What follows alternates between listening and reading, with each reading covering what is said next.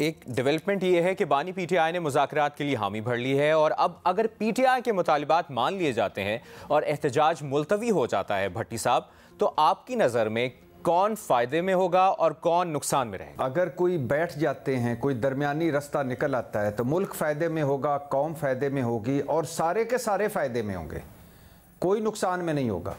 यही दुख है, यही तकलीफ़ है कि ये हमने अपनी ज़िद्दों का मामला बना दिया है, अनाओं का मामला, झूठी अनाओं का, झूठे झगड़ों का, मैं का, मेरा जो झंडा है वो ऊंचा रहे, मैं दूसरे को नीचा दिखा दूं।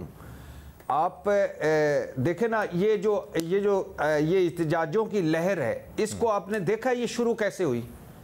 ये शुरू इस तरह हुई कि पाकिस्तान तहरीक इंसाफ अदालतों में रुल गई कि हमें जलसों की इजाज़त दे दी जाए। Session court, high court, session court, high court, इजाज़तों पे इजाज़तें, इधर जलसे की इजाज़त मिलती थी, इधर सिक्योरिटी थ्रेट, जलसा कैंसल, इधर बदअमनी, जलसा कैंसर, इधर दफ़ा 144, जलसा कैंसल, इधर मामलात ख़राब, जलसा कैंसल। और 2 जलसों की इजाज़त मिली, दोनों बकर मंडियों में, संगजानी इस्लामाबाद और वो जो कहना के मकाम पर लाहौर में, बकर मंडियों में बदबूदार जगहों पे, और दोनों 31 नहीं बल्कि 34 शर्तों के साथ कि इतने बजे शुरू करना है, इतने बजे ख़त्म करना है, और दोनों के बाद कोई बेतहाशा पर्चे और मुकदमे। क्या फ़र्क पड़ता था अगर उनको जलसों की इजाज़त देते? क्या कर लेना था उन्होंने जलसे कर करके? एक नारे मारने थे, जलसे करने थे, गायब हो जाना था, अगला जलसा करते गायब हो जाना। जब आपने जलसे रोके तो एक दिन इमरान खान ने साफ़ियों से गुफ्तगू की अडयाला जेल में और कहा कि अब जलसे ख़त्म, हमें बड़ा जलील कर लिया, जलसों की इजाज़त देते हैं, वो भी 2 से 4 तक 2-3 घंटे करें और उसके बाद हमारे पे पर्चे करते हैं और गिरफ्तारियाँ करते हैं। इस तरह हम नहीं करेंगे, अब इhtजाज होगा। और वो अब इhtजाज आ गया, पहला हुआ, दूसरा हुआ और अब तीसरा हो रहा है। और ऊपर से आप हुकूमत की फिरौनियत देखें, हुकूमत ने कानून साजी कर दी कि कोई इजाज़त के बगैर जलसा करेगा तो 3 साल सज़ा, और अगर दोबारा कर लेगा तो 10 साल सज़ा। और ऊपर से दफ़ा 144, और दफ़ा 144 ऐसे कि इमरान खान को मिलने जाने वाले कौमी असम्बली का अपोजिशन लीडर, सेनेट का अपोजिशन लीडर, पंजाब असम्बली का अपोजिशन लीडर, असद कैसर, हामिद रजा, शिबली फराज, उमर अयूब अडयाला जेल के बाहर खड़े हैं। ये जी 2 से ज़्यादा है, दफ़ा 144 लाख की SHO ने चौकी पे बिठा लिया।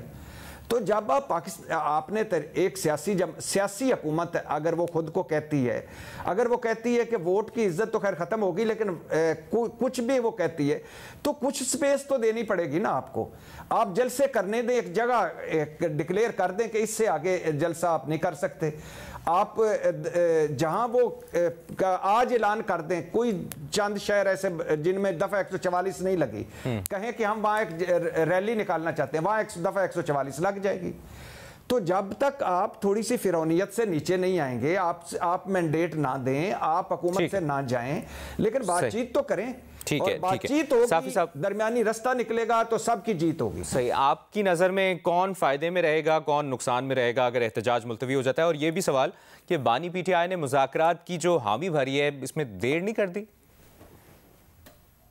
नहीं, मेरे ख्याल में अभी भी उन्होंने मुज़ाकरात की इजाज़त नहीं दी है। ये जो नाम आए हैं उसके साथ अभी उनकी बहन ने उसकी तशरीह की है कि वो इस्टेब्लिशमेंट के साथ मुज़ाकरात की बात हम कर रहे हैं। तो इस्टेब्लिशमेंट तो बराह रास्त उनसे मुज़ाकरात नहीं करेगी। इस्टेब्लिशमेंट तो अगर मुज़ाकरात करेगी भी तो थ्रू हुकूमत करेगी। तो जब तक हुकूमत के साथ मुज़ाकरात के लिए कोई कमेटी नहीं बन जाती, जब तक हुकूमत के साथ मुज़ाकरात नहीं होते, तो हम उसके नतीजे या कामयाबी के इम्कान के बारे में भी बात नहीं कर सकते। सही। एक ब्रेक लेते हैं और ब्रेक के बाद रीमा उमर और सोहेल वारिस साहब की भी राय शामिल करेंगे। साथ रहिए।